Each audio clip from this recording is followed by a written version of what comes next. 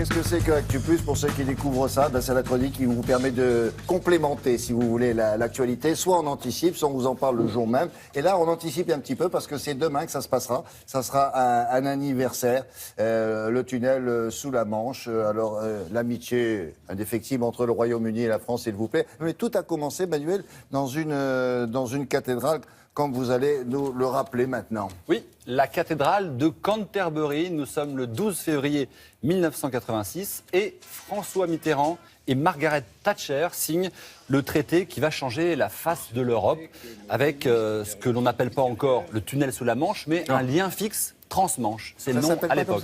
Non, on ne sait pas encore. Eurotunnel va être créé. On ne parle pas encore de ce terme, mais c'est tout de même l'aboutissement d'une très longue histoire, puisque les premiers contacts, les premières idées datent du XVIIIe siècle. Et même en 1867, Napoléon III et Victoria, la reine de l'époque, s'étaient déjà mis d'accord pour un chantier qui va commencer en 1987. Mais là, on n'est pas au 19e siècle, c'est des énormes machines japonaises qui vont creuser, 28 mètres par jour, elles creusent, et ça va durer donc 6 ans et demi, ce chantier. Et 3 ans plus tard, donc, le 6 mai 1994, François Mitterrand, qui est toujours là, et cette fois-ci accompagné d'Elisabeth II, et ils vont inaugurer donc ce chantier qui aura coûté la bagatelle de 12 milliards et demi d'euros. Il y a même 3 tunnels, puisque vous voyez, un petit chantier de service qui s'est incrusté entre les deux pour... Cela dit, c'est un peu comme d'habitude, tout ne s'est pas exactement passé comme prévu, je suppose. Oui, déjà, le tunnel a coûté bien plus cher, presque 5 milliards de plus. Et...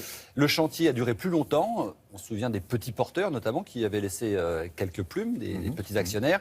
Et puis, les prévisions de trafic étaient bien trop optimistes. Les promoteurs du projet prévoyaient 30 millions de voyageurs, de passagers par an. En fait, on est plutôt sur 10 millions.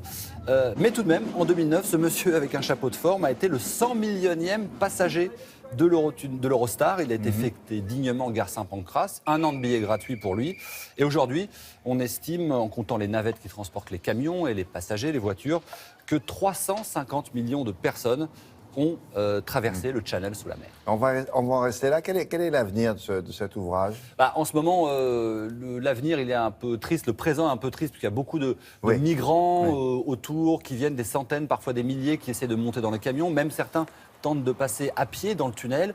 Il y a eu des morts, ça a été dramatique plusieurs fois. Donc les conditions de sécurité ont été renforcées autour.